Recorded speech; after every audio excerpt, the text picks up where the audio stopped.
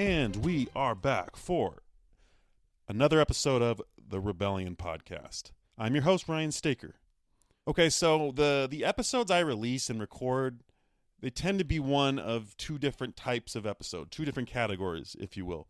One is basically everything in the now, so everything going on with the current team, the current roster, the current coach, projecting how good they're going to be, analyzing our current players, giving my thoughts on, the game that just happened, that sort of thing, right? And then I have the other category of episodes where I just look at all of UNLV basketball history and come up with something random and fun, right? So you have $15 to build a team to beat UConn, okay? Or the top 20 most talented players in the last 20 years, stuff like that. Or my top 5 most pleasant surprise players, or players that exceeded expectations, or my top 5 players that unfortunately were disappointments. If you haven't heard any of those episodes yet, please go give them a listen. They're a lot of fun, all right?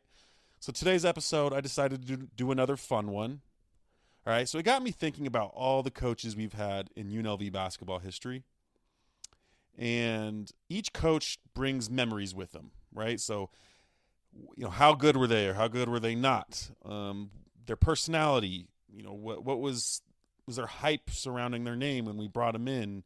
Did they meet expectations? Did they not? All the different players that played for those coaches. Okay? And so that's what I'm doing, right? So it got me thinking it would be fun to create an all-time starting 5 for every UNLV basketball coach that we've had. Okay? So all the different players that played for those coaches, making my ultimate starting 5 within that pool of players, all right? So I narrowed it down to 8 coaches. Okay, I didn't count interim coaches, so Max Good, Todd Simon.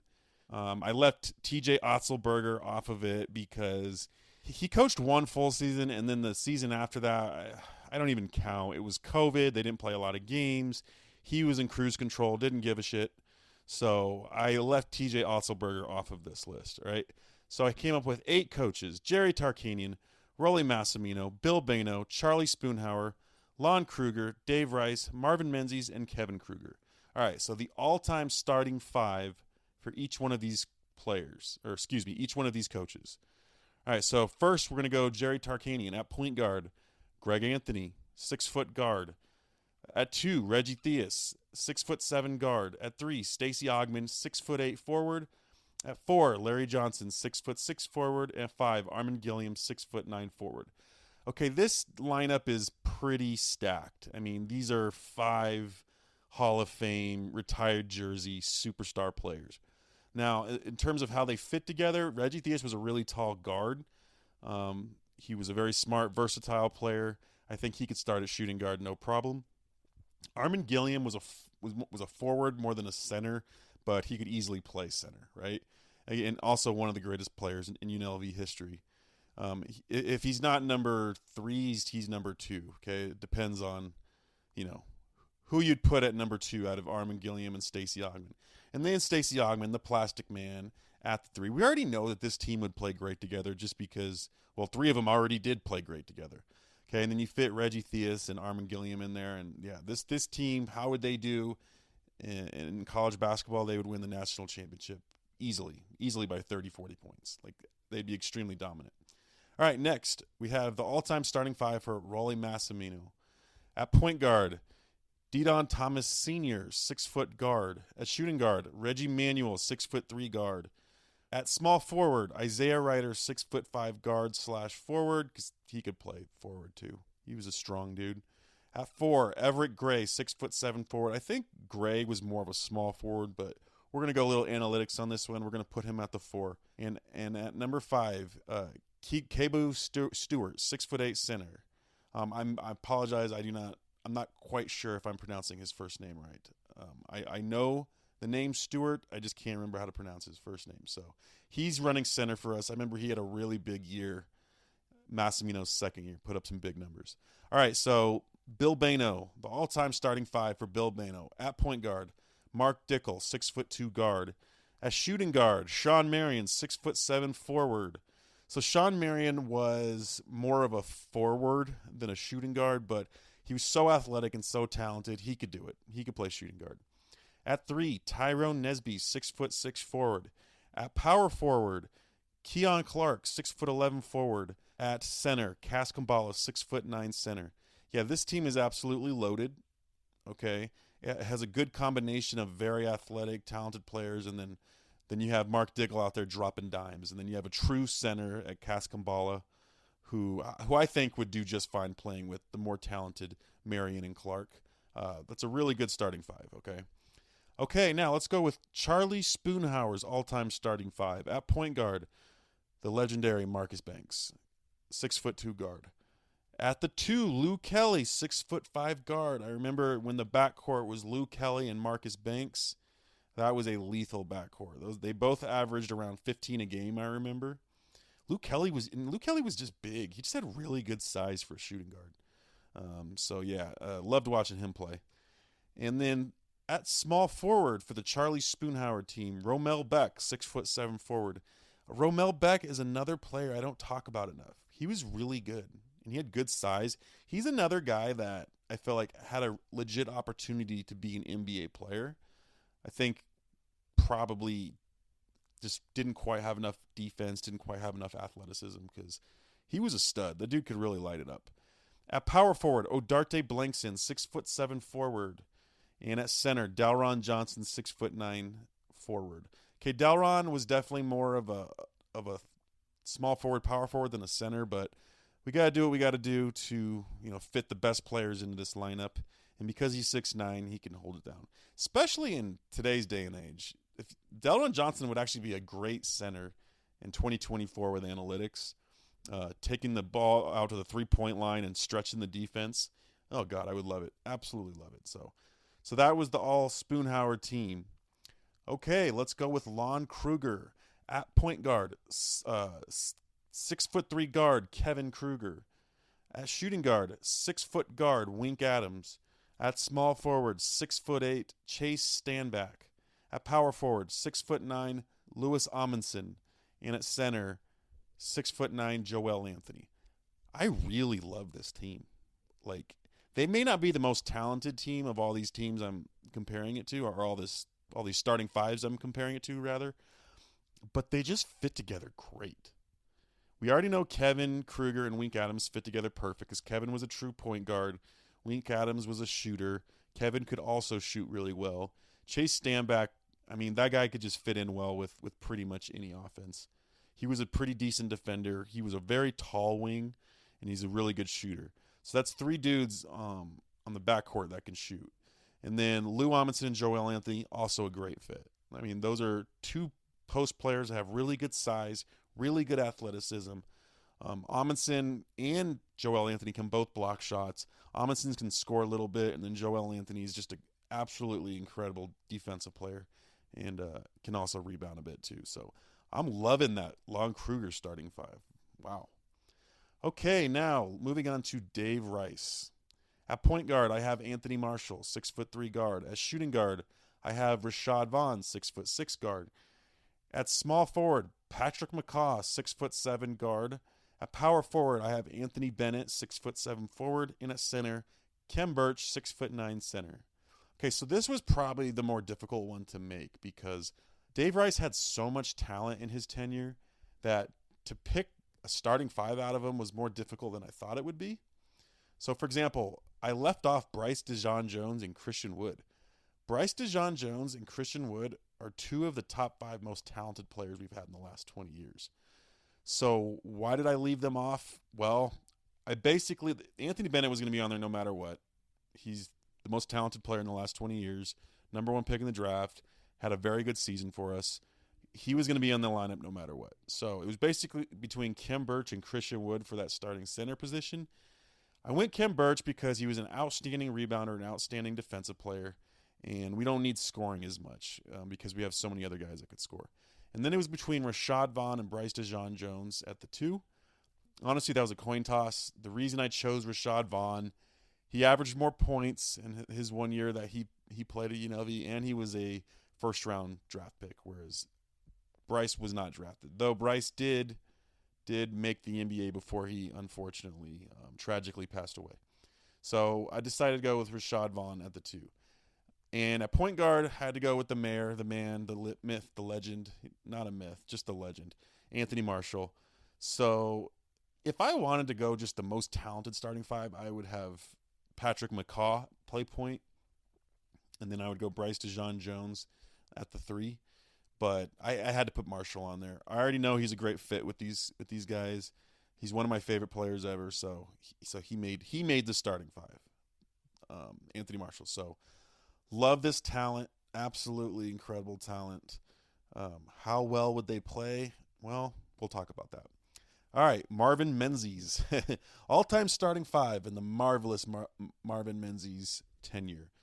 We have at point guard Amari Hardy. At shooting guard, Jovan Mooring. They're both 6'2". At small forward, Chris Clyburn, 6'6" guard. At power forward, Shakur Houston, 6'7" forward. And at center, of course, I got to go with Brandon McCoy, 7-footer. And then, last but certainly not least, Kevin Kruger's all-time starting 5. At point guard, obviously, I'm going to go Dedan Thomas Jr. At shooting guard, Elijah Harkless. At small forward, Bryce Hamilton. At power forward, Keelan Boone. And at center, Caleb Boone. And if anyone's wondering why Bryce Hamilton is a Kevin Kruger player, well, first of all, his best season ever was Kevin Kruger. But also, since I didn't include TJ Otzelberger on this, he's disqualified. But I guess technically, Bryce Hamilton also played for Menzies. Dang, I just thought of that. He played for 3 different coaches at UNLV. Man, he was loyal. That's also why he's one of my favorite players ever. Okay, so with the Kevin Kruger team, I also had a tough decision because I had Donovan Williams and Royce Ham, both very good players. I went Caleb Boone over Royce Ham. It was close, but I do think Caleb is a little bit more talented overall. He's also a much better offensive player. Royce Ham was outstanding defensive player, outstanding rebounder. Caleb, I just think I give the nod to his all-around game. And then I had to choose between Keelan Boone and Donovan Williams to start at power forward. Another tough decision, but ultimately I went with Keelan Boone because he just came off a very, very good season for us. I mean, he was right next to Dedan as our best player at the end of the year. And I also think he's more of a good fit for a power forward. He was big, he was fairly strong, he could defend. And then he also could knock down 3-pointers, so also great for a 4-out 1-in offense. Okay, so that was my all-time starting 5 Kevin Kruger team. Okay, now I'm going to rank these 1 through 8 based on how good I think that team would be. Number 1, there's no surprise. Actually, let's start off with number 8. Number 8 definitely is the Marvin Menzies team. That team would have been... I mean, those are 5 good players, so that team with a good coach could definitely win the Mountain West, but that's not how we're doing it. We're doing it with the coach they played for is coaching them. So those 5 coached by Marvin Menzies, I'm going to say would be like the 60th best team in college basketball.